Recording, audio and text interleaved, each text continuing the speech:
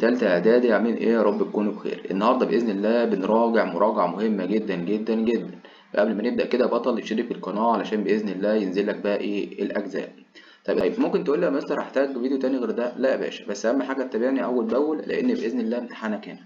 طب السؤال الأول يا شباب بيقول بما تفسر. ركز بقى معايا في الأسئلة دي لأنها مهمة جدا جدا، أسئلة مهمة بتتكرر كتير في الامتحانات.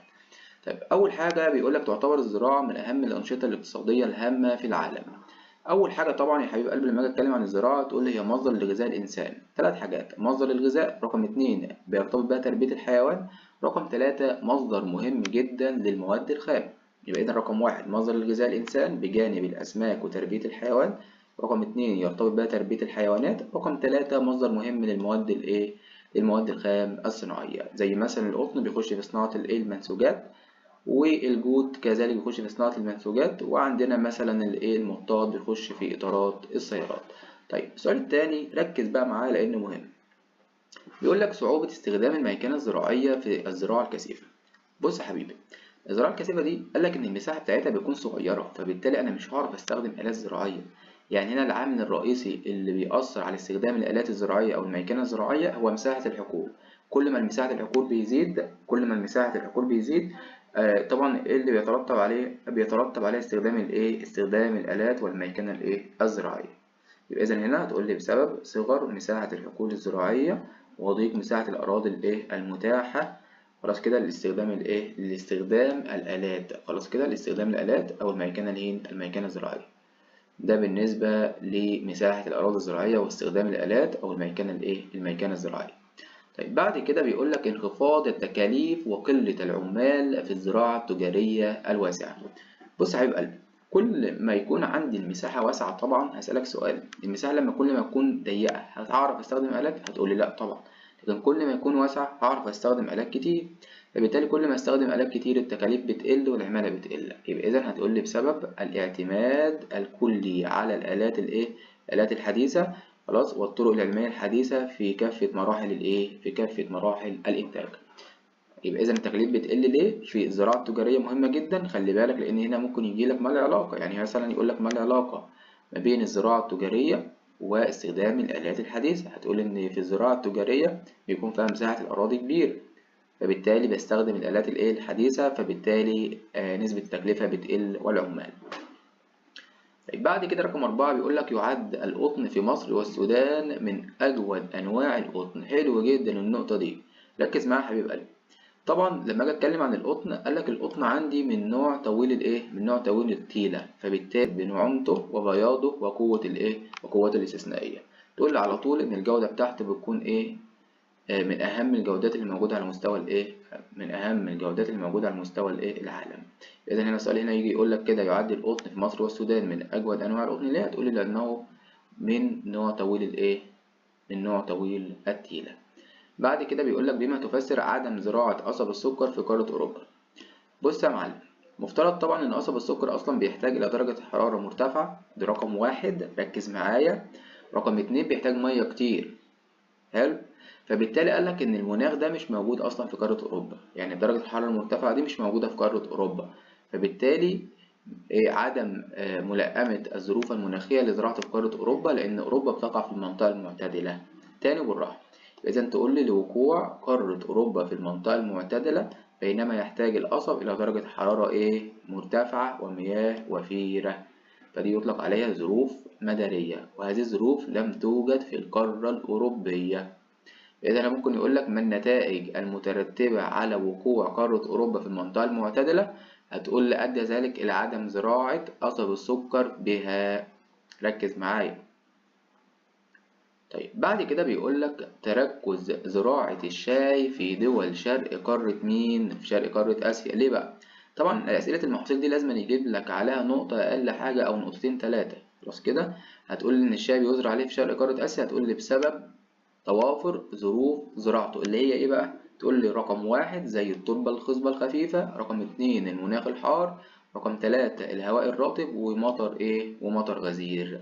يبقى تربة خصبة ده رقم واحد، رقم اتنين مناخ حار، رقم أربعة هواء رطب، آخر حاجة عندي مطر غزير. طيب بعد كده بيقول لك توسع العالم في استخدام الغاز الطبيعي. الغاز الطبيعي بيحب يجيبه في الامتحانات أوي يا بطل، ركز معايا.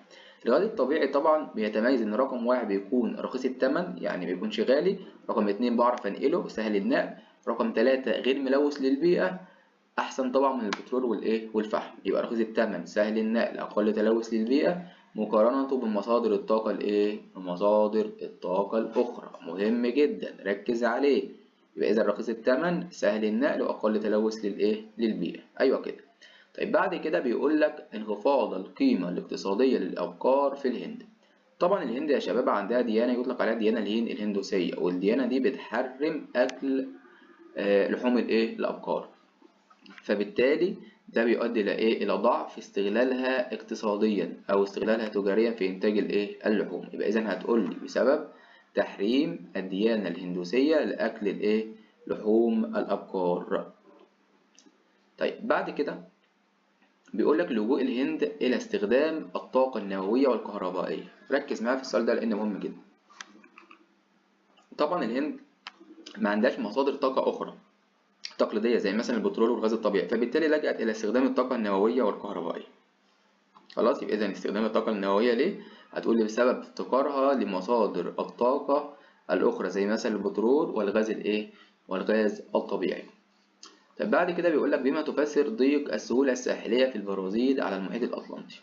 طبعا البرازيل فيها هضبة يطلق عليها هضبة البرازيل، والهضبة دي قريبة من خط الساحل، فبالتالي ترتب عليها ضيق السهول الساحلية. يبقى إذا هتقول لي بسبب اقتراب المرتفعات اللي هي هضبة البرازيل من سواحل المحيط الأطلنطي. أيوة كده. يبقى إذا بسبب اقتراب المرتفعات أو هضبة البرازيل من سواحل المحيط الأطلنطي.